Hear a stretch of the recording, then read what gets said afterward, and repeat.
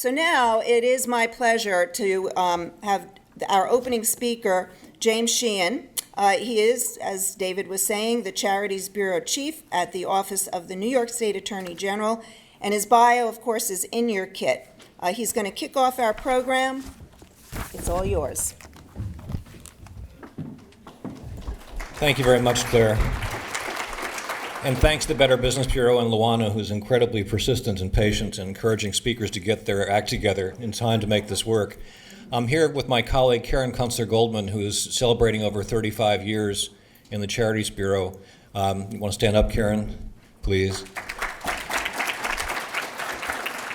And one of Karen's favorite things is collecting the business cards of influentials so we can add you to our mailing list. So if you've not put yourself on our mailing list yet, please do so. She will collect them during the day today. So we're going to talk about our new Attorney General. I'm going to talk about three things today. One, our new Attorney General, Letitia James, who's now been in office for a year and has an amazing amount of energy and cultural change, speaking of cultural change, in the state of New York. And is a pleasure to work for, which, you know, not every elected official I've worked for has been a pleasure to work for, but she definitely is. The second thing I want to talk about is a significant cultural change which is going to occur, is going to occur in the state of New York and the city of New York over the next few years, and to tie it into a larger historical trend, and that is called either decarceration or reduction in imprisonment of individuals in the city, and how to do that and how to make a difference. And the third thing we're going to talk about is what we call the regulatory pyramid, which is what our focus is, what as a Charities Bureau, and historically our focus, we got in public presentations, we talk about the enforcement cases we brought, but I want to talk about our education and compliance efforts more so today.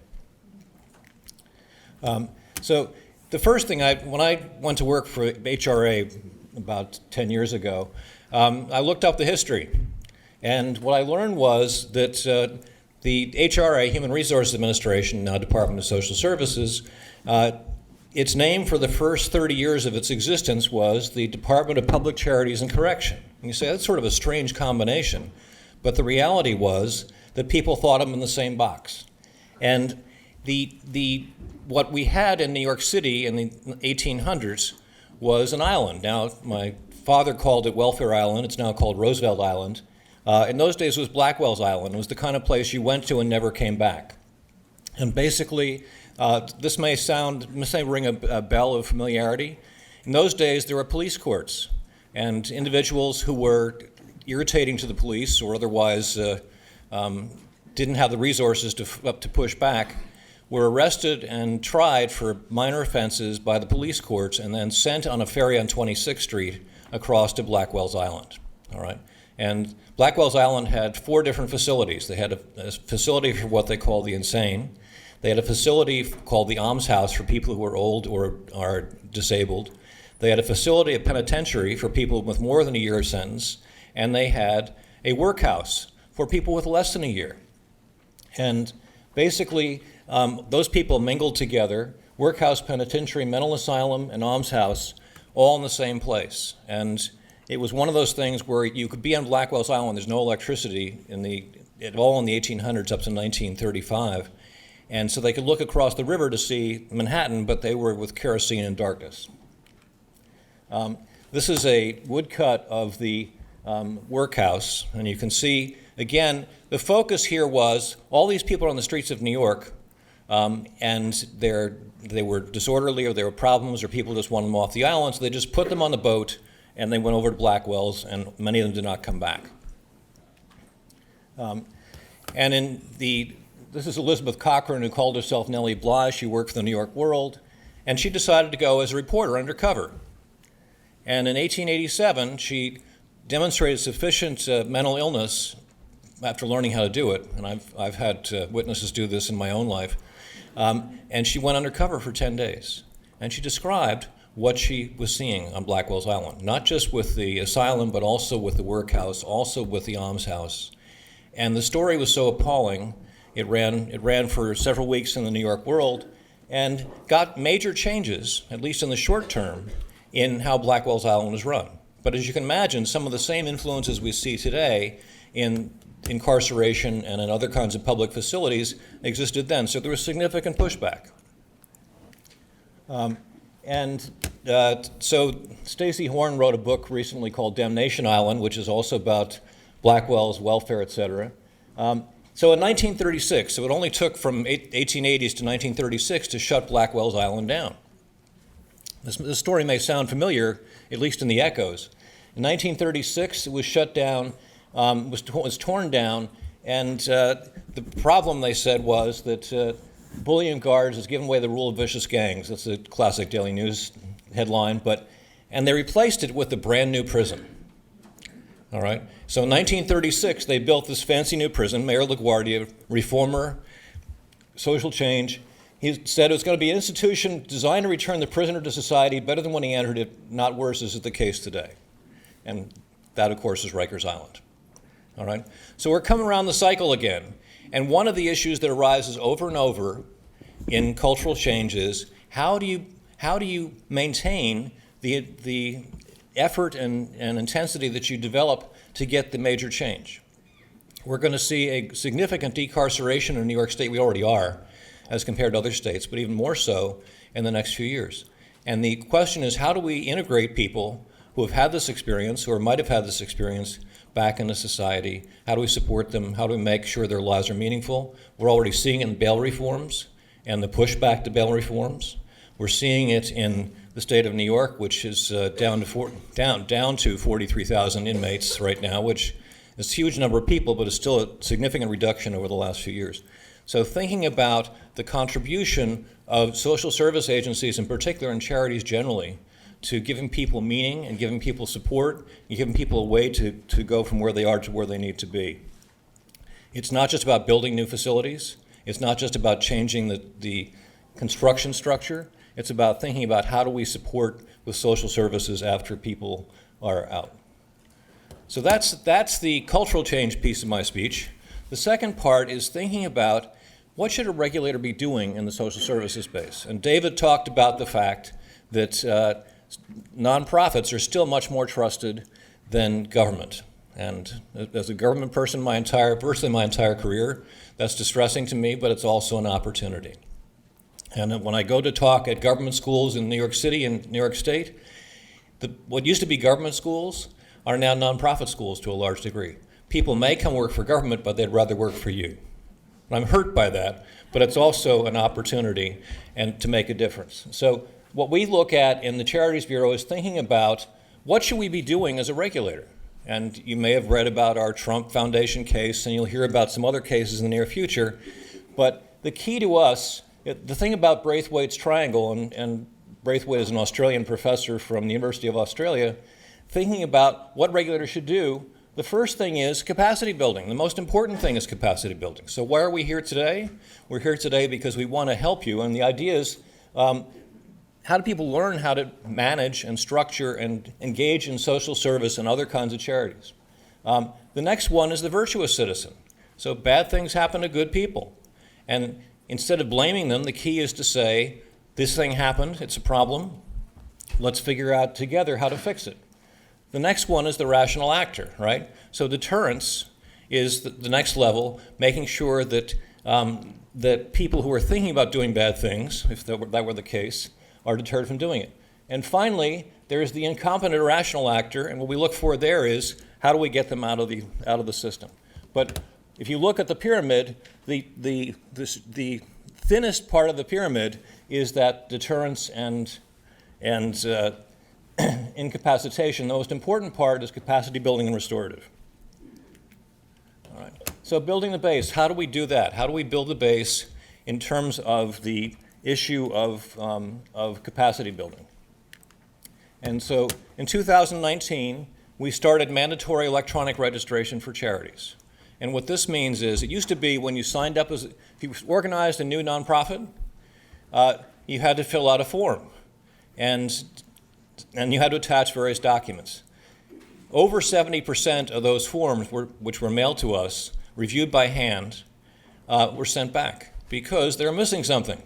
All right. So what's the worst way to encourage people to start a charity? is to send it back and say, try again, you failed the first test. And so what we have on electronic is it tells you exactly what to do, exactly what documents to attach, and instead of taking 6 months, which was the average time before, to both review, get back, and then send back again, it now takes 3 days. And we think that's a significant change and has opened the door to a lot of charities in terms of understanding what needs to happen. In 2020, we are going to launch our electronic filing for the annual 990, the audit, and the Char 500. These 3 documents which most organizations have to file. So instead of sending them in today, November 15th and May 15th are exciting days in the Charities Bureau because it is like visiting a 20th century factory, right? On those days, in come 20 carts of mail, right? All inside FedEx envelopes and sometimes U.S. Postal Service, containing lots of documents and a check. And managing that is a challenge, and it often means that it would take 6 to 8 weeks to get the check recorded, to get the documents scanned, and then to get them put up on the website. And since part of our capacity building is making sure people know where to find information about charities, not having that up right away or in a very short time was a problem. Also, if you wait at any amount of time to cash a check, sometimes there's no funds. But the key here is in 2020, what we're going to do, and we expect to start this in early May, is to have optional electronic filing of these annual documents. And by 2021, we will have mandatory electronic filing for documents. And that may be a challenge for some people the first year, but we think it's going to be a lot more efficient, a lot better for the sector, and a lot easier to do it than is currently the case now. So that part, the mandatory electronic filing, makes a huge difference, we think, in making sure that information is there, and also because it's a step-by-step kind of process, the filings will be complete much more often than they are now. Next thing, we have an evaluation unit, and historically, what the evaluation unit did was to look at the actual paper filings, which were then, they were scanned and then they were electronic, sort of like an electronic filing cabinet, and send letters back saying, you're missing this, you didn't sign the document. The evaluation unit has become much more sophisticated, much more professional. And so by 2021, we anticipate they'll be looking much more at data issues and at patterns. So what does this mean? Well, if you're a charity in New York, you may have gotten a letter from us at some point from the evaluation unit saying, you're missing your Char 500, you're missing your IRS 990, you're missing your Schedule B to the IRS 990. And we send those letters, and we don't chase people down 4 times, but we have a record of who has been compliant and who hasn't. And when complaints come into Karen's group, we look to see what the history is with that organization. But what the evaluation unit has started to do is to look beyond, is there a piece of paper there, to what kinds of issues exist. So they're developing analytics for their IRS 990s to say, what can we see here that looks strange, all right? So one of the things we find, for example, is there are many good accountants, and there's some that are problematic, and the problematic accountants tend to find the problem clients. So using our data analytics, we can say, okay, these 3 organizations were fraudulent charities. What other clients does this person have? Not to make a conclusion, but to say we should look more closely there. Other issues in the IRS 990, and I know Claire has set up a training program for 990s, but thinking about what's on those documents. Thinking about going concern exceptions in audit opinions, all right? We really didn't have a way until very recently to look for that. Well, for charities regulators, it's very important to know what organizations are in such trouble that their accountants think they may not be around in a year.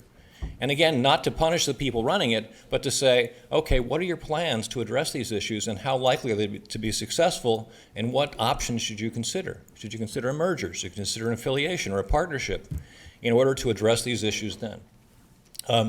Data access. The other thing to know about charities in terms of transparency is that the promise of 990s, which has been out there for a long time but not realized, is becoming real. So Amazon Web Services, which is, I guess Amazon is everywhere, but they have 990 public data that they're helping analyze. We're going to have that capability. ProPublica has a website that gives you every 990. GuideStar has the same thing. Arnova is developing it, and in terms of data analysis, as is CausIQ.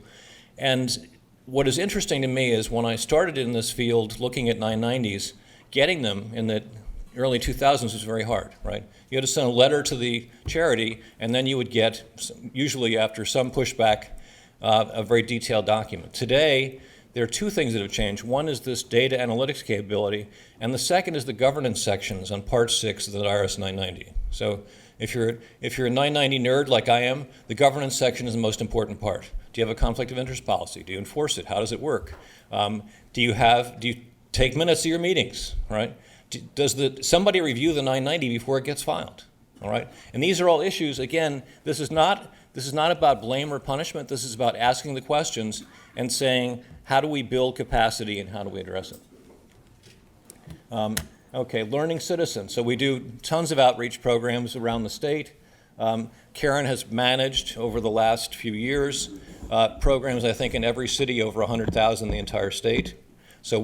And as I've said in this group before, I didn't expect people to show up on a Wednesday morning to hear about governance, but she's had 500 people show up in Rochester and Buffalo and Riverhead and Syracuse, and not just 500 people show up, but other people saying, we still want tickets and you've run out.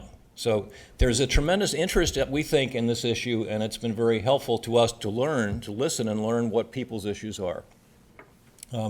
How-to guidance and support. If you call our office, we have an attorney of the day whose job it is to respond to issues that people raise. We have an accountant of the day for the questions that the lawyers can't answer. And we have a customer service line. So if you have difficulty filing or difficulty figuring out how to register or difficulty figuring out what systems are there and how they work, they take those calls every day. We get about 60 calls a day that we respond to.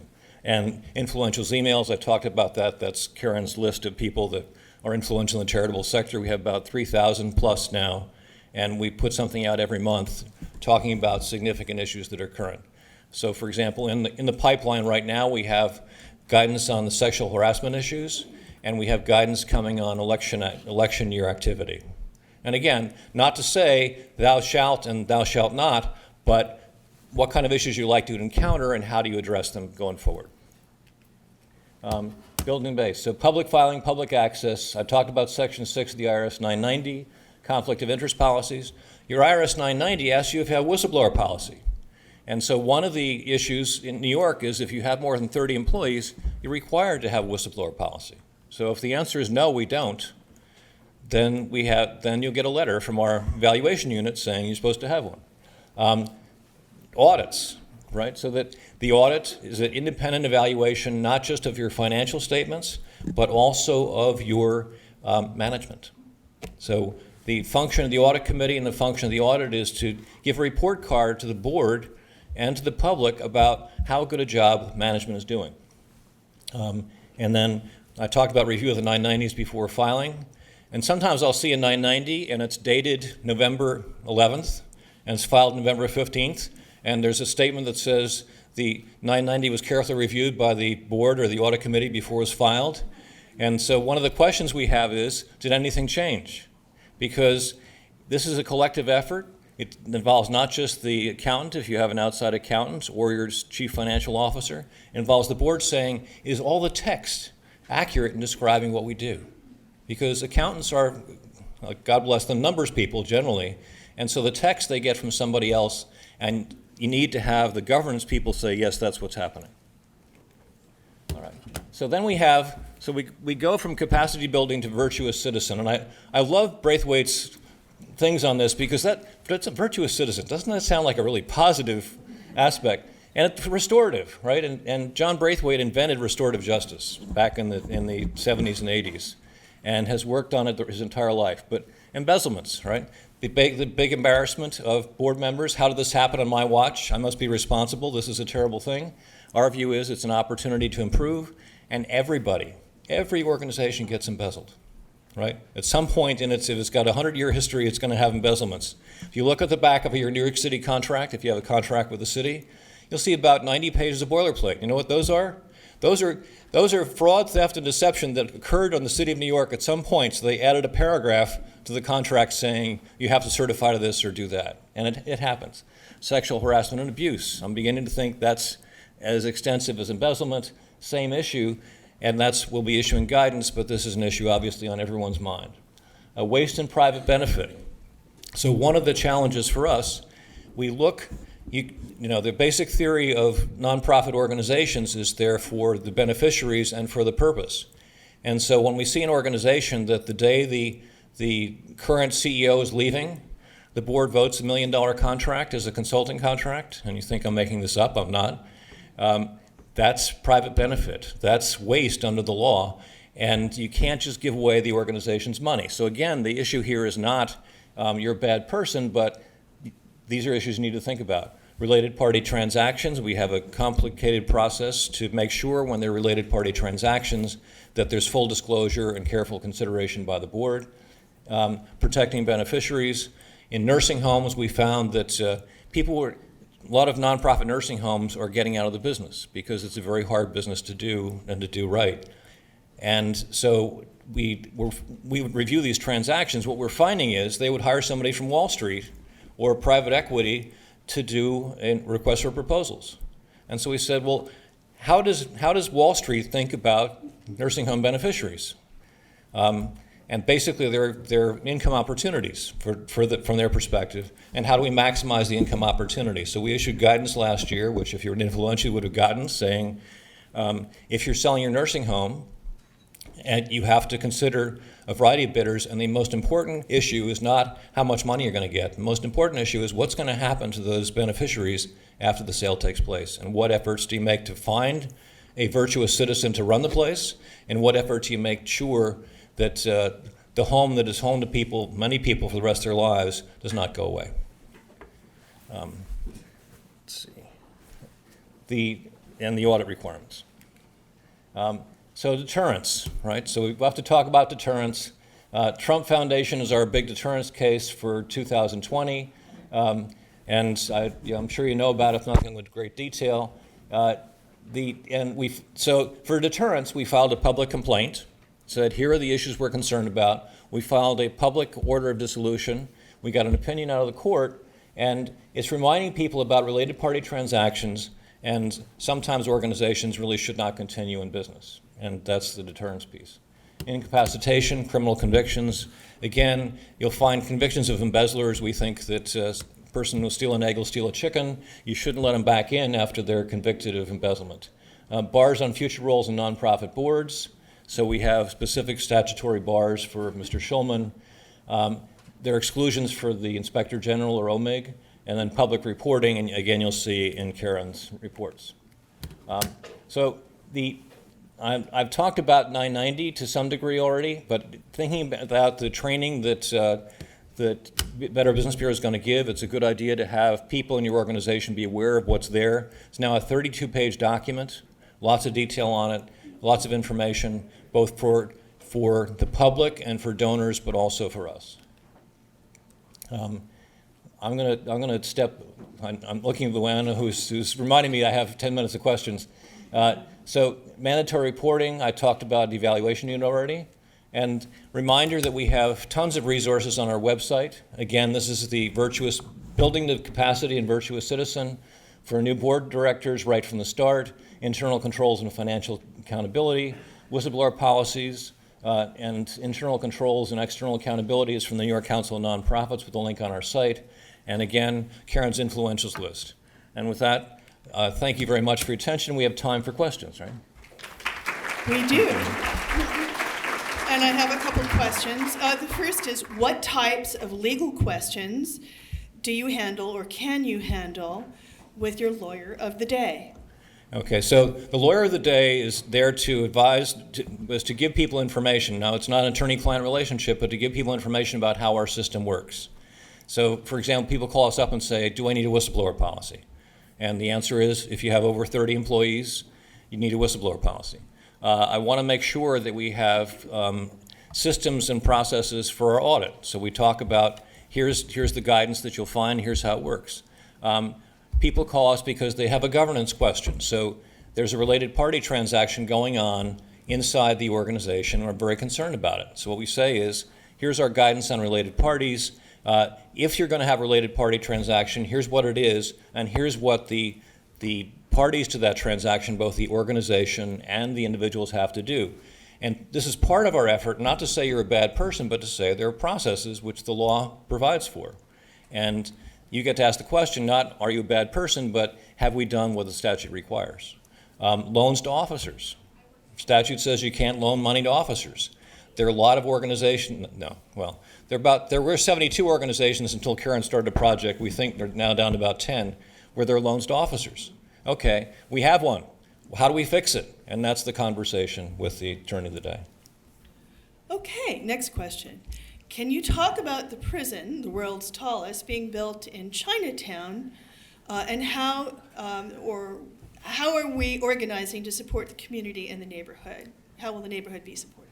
Okay, so it's a very good question, and one of the challenges with Rikers is if you're going to close Rikers, what's going to happen next? And does it make sense to build 4 more prisons around the city? The difficulty being the Charities Bureau chief is there's social change I can see that we want to get to, but part of my job is not to tell people what to do, although you might disagree after seeing my slideshow. It's to tell people about what processes there are and how they should work. So that advocacy with government to say, is it a good idea to build a high-rise correctional facility, is one that is for the political process and also for advocacy organizations to say, is this really a good idea? And are we creating a Rikers Island? That 1935, it's such a great thing. 2020, not such a good thing. Are we creating the same thing here? And these are questions that it's fascinating. I live in Brooklyn Heights, and I'm watching the whole BQE discussion, and the professionals that do this for a living don't necessarily think of all the possible options. And it's very important for people to say, what about, have you thought about these issues? Because, in government we tend to do the same thing we did last year, right? Because we have a work plan, we have a system. We need to hear from people about what are the other choices. Okay, next question. If an executive director is not transparent with budgets, where the funds are being spent, the lack of departmental access to funding or income information, what can the staff do to get transparency? Okay, so we start with the first level, which is what's the right way to run things? What's the right way to run things both as a good organization and as a compliant organization with the law? And so the staff, first you go to, if you have a problem with somebody, the first person you go to is that person and say, I'm concerned about these issues. We'd like to see it addressed, what's going on. Now sometimes that is helpful because people haven't thought about it. The next issue is under what circumstances do you go to the board? If that executive director is doing things that are illegal, remember, sometimes executive directors can do things that may be unwise or not what you think is the best thing, but that doesn't mean that they're wrong in legal terms.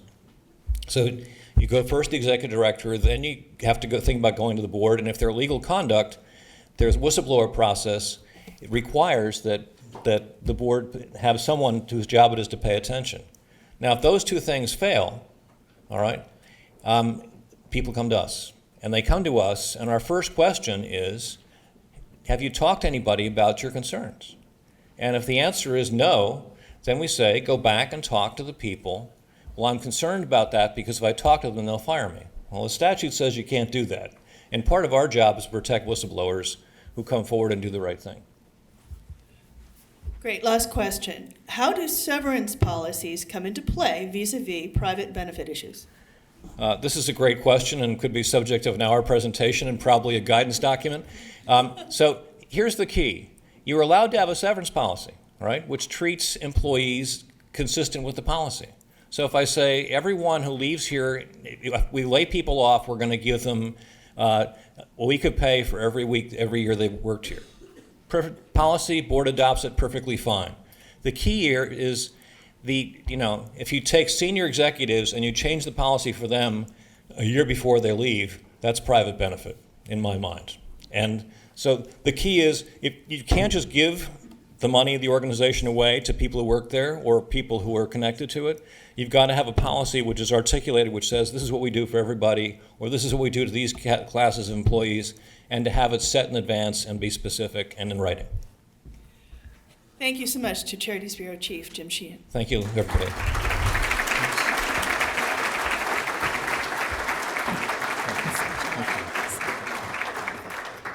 Excellent. Thank you so much, Chief Sheehan. Again, so much great information. Really appreciate it. And again, I remind everybody that we are videotaping this, so all of this information will be available. And also, thank you for mentioning the 990 program. That's March 26th that we'll be doing that. So I was going to mention it later, but you might as well make a note right now. So March 26th.